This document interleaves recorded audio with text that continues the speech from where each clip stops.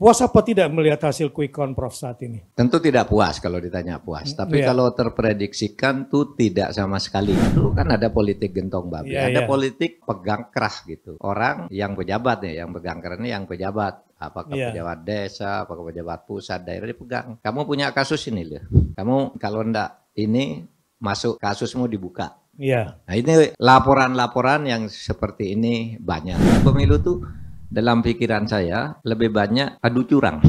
Siapa yang menang curangnya dia yang menang gitu.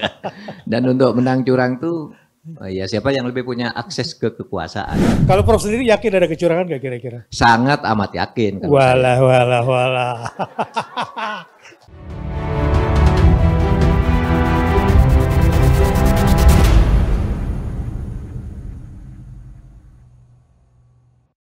Prof mau nanya nih, kalau Prof sendiri dengan hasil Pilpres kemarin yang angkanya sebetulnya terprediksikan atau tidak? Dan puas apa tidak melihat hasil quick count Prof saat ini? Tentu tidak puas kalau ditanya puas. Tapi kalau terprediksikan tuh tidak sama sekali. Gitu sama sekali ya, tidak terprediksikan. Sama sekali, gitu. Karena fakta-fakta di lapangan ketika kami juga turun itu sambutan masyarakat besar ya? Besar. Hasil sigi internal kami juga besar. Tapi memang optimisnya itu pada waktu tidak mungkin satu putaran. Optimisnya ini akan dua dan kami berpikir masuk. Tetapi memang kemudian temuan-temuan di lapangan memang terjadi pengurasan terhadap kami terhadap nomor 3 ini, karena operasi-operasi yang kami temukan seperti nanti akan dibuktikan di pengadilan dibayar. Ada yang dibayar, itu politik gentong babi namanya. Dibayar dulu kan ada politik gentong babi, ada politik pegang kerah gitu. Orang yang pejabat nih, yang pegang kerah ini yang pejabat. Apakah pejabat desa, apakah pejabat pusat, daerah dipegang. Kamu punya kasus ini loh. Kamu kalau enggak ini masuk kasusmu dibuka. Nah ini laporan-laporan yang seperti ini banyak gitu ya. Nah kalau ini terbukti gitu kan bisa membatalkan hasil pemilu. Cuma persoalannya sekarang keyakinan tentang adanya kecurangan itu tidak selalu menjadi bukti hukum, kan gitu. Karena orang tidak berani bersaksi kan. Betul. Karena orang memilih dan ikut mengedarkan semacam suap gitu ya, semacam uang atau apapun. Itu kan pertama tidak berani bersaksi ke pengadilan. Apa pemilu sudah selesai, saya dapat apa kalau bersaksi, kan begitu. Yang kedua, kalau dia pelaku juga yang membantu, itu juga bisa dihukum juga. Oleh sebab itu keyakinan tentang kecurangan itu mungkin akan sulit dibuktikan secara hukum. Antara keyakinan dan bukti hukum itu tidak selalu sama.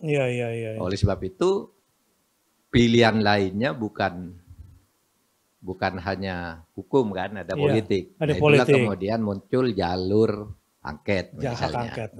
Sebelum kita bicarakan hak angket nih Prof. Jadi rupanya ada proses penggerusan ya. Madura gimana Prof? Sama. Wah, di Madura malah ini yang harusnya kantong Prof ya. Gini, banyak bukti di Madura itu justru ditemukan oleh paslon 1. Oh ya. Ditemukan oleh paslon 1 tapi penggerusannya ke paslon 3. Mereka tunjukkan bukti ke saya, ini loh tempat Bapak digerus dengan cara begini. Bentuknya apa Prof? Bentuknya ya macam itu. Misalnya suatu tempat gitu ya, TPS-nya udah diatur. Kemudian ada yang sudah dicoblos, ada yang tidak ada TPS-nya, ada barangnya gitu-gitu. Nah, itu temuan dari tim hukumnya Pak Amin. Itu tunjukkan ya nih Pak, Bapak nih yang dirugikan, tapi kami temukan sebagai bukti gitu. Itu di Jawa Timur banyak. Kalau Pak Mahfud sendiri kan di Madura, seyakin apa sih sebetulnya? Kan udah pernah punya survei kan? Dengan hasil yang kemarin di Madura, di kampung sendiri gimana Prof? Kalau di kampung saya, di kampung ini ya menang lah ya. Nah, di Madura secara keseluruhan? Kalau di Madura keseluruhan kalah jauh. Kalah jauh ya? Kalah jauh. Di sana kan yang kuat itu Amin ya, kalau Iya. karena Iya. basis-basis Muslim yang Iya. itu. Saya kan datangnya terakhir ini, sudah Iya. jadi semua peta politiknya saya Iya. baru dimunculkan Iya. gitu ya. Nah, lalu sudah kalah gitu, lalu penggerus kayak gitu, jadi habis. Tapi ya pemilu selalu begitu. Pemilu tuh dalam pikiran saya lebih banyak adu curang. Siapa yang menang curangnya dia yang menang gitu. Dan untuk menang curang tuh ya siapa yang lebih punya akses ke kekuasaan. Kekuasaan ya. Kalau Prof sendiri yakin ada kecurangan nggak kira-kira? Sangat amat yakin. Walah. Sangat amat yakin. Dan kita punya bukti, cuma apakah bukti itu menjadi bukti hukum atau tidak nanti MK. Dan kalau buat jadi bukti itu lalu MK-nya berani apa tidak. Itu kan gitu. Sangat yakin lah, kita punya bukti-bukti yang akan diajukan. Tapi juga ada kemungkinan oleh hakim, wah ini tidak signifikan kan. Oleh sebab itu kita perjuangannya ke terstruktur, sistematis dan masif itu. Nggak bisa bicara angka Pak, misalnya, wah kami menggugat angka kami kok sedikit. Nggak bisa, itu angka itu udah benar. Angka benar, karena sebelum menjadi angka itu sudah dicurangi dulu. Ya itu yang kemudian dihitung, yang sudah dicurangi dulu itu. Angkanya benar tapi tidak benar sesungguhnya. Iya. Sehingga sebenarnya menurut saya kekisruan Sirekap di KPU itu hanya mengecoh aja agar kita mempersoalkan itu nanti. Iya, kalau itu kok begitu Sirekapnya, padahal itu nggak dipakai nantinya. Nanti di pengadilan, ayo kita kembali ke formulir. Nah, formulir itu yang sebenarnya dalam keyakinan kami ya di proses pembuktian itu yang sudah dicurangi lebih dulu.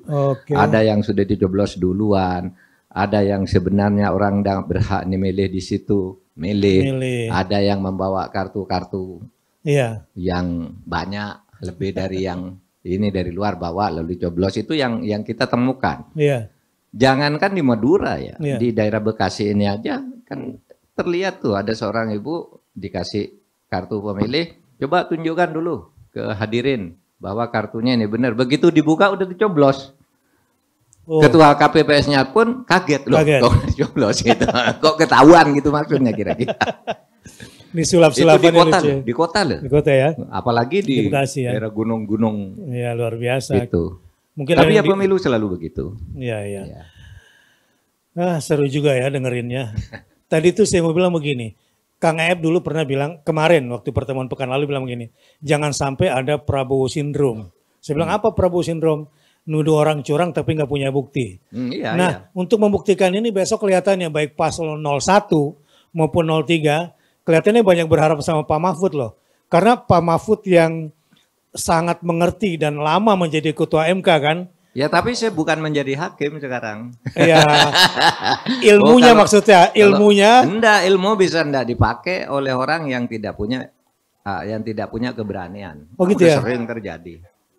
Saya kira ya bisa aja hakim mengatakan enggak bisa ini gitu. Sebagai hal pertama mungkin karena memang tidak signifikan. Yang kedua takut juga. Ya karena politik intervensi, politik pegang keras itu kan sudah terbukti terjadi di MK kan. Iya kan? Ya ada yang masuk penjara juga, ada yang kemudian dijatuhi sanksi etik dan sebagainya. Karena itu memang terjadi. Gitu. Jadi tetaplah ilmunya Prof lebih banyak karena lebih berpengalaman untuk memberikan penerangan ya, terutama dan pada malam hari ini terutama seluruh relawan yang sedang mengumpulkan data dan seluruh tim jangan sampai terperosok dengan istilah Kang Aep kemarin ini saya mengulang Prabowo Syndrome di tahun 2019. Jadi menuntut tapi nggak punya bukti yang kuat. Gitu 2014 juga. 2014 juga ya? Kan saya ketua tim suksesnya Pak Prabowo dulu. Saya diajak ke pengadilan, saya minta buktinya mana buktinya. Nggak ada itu. Hanya tahu aja bahwa dicurang, buktinya mana. Akhirnya saya minta mengundurkan diri. Kalau gitu saya enggak ke pengadilan. Ini pasti kalah. Tapi waktu itu Pak Prabowo enggak percaya. Enggak, kita harus ini buktinya banyak. Lah mana buktinya? Saya kan ketua tim. Enggak ada buktinya. Enggak ada buktinya. Ya kalah betul, dibantai di sana. 2014 loh. Kira-kira 2024 terulang lagi nggak, Bro? Ya kita lihat nanti. Pengen bocorannya nih, ya, karena kan signifikan sekali ya suaranya Pak Ganjar Mahfud ini ya, tergerusnya ya, di luar dugaan. Saya kira yang menang juga kaget kali, nggak nyangka punya angka segitu kali ya.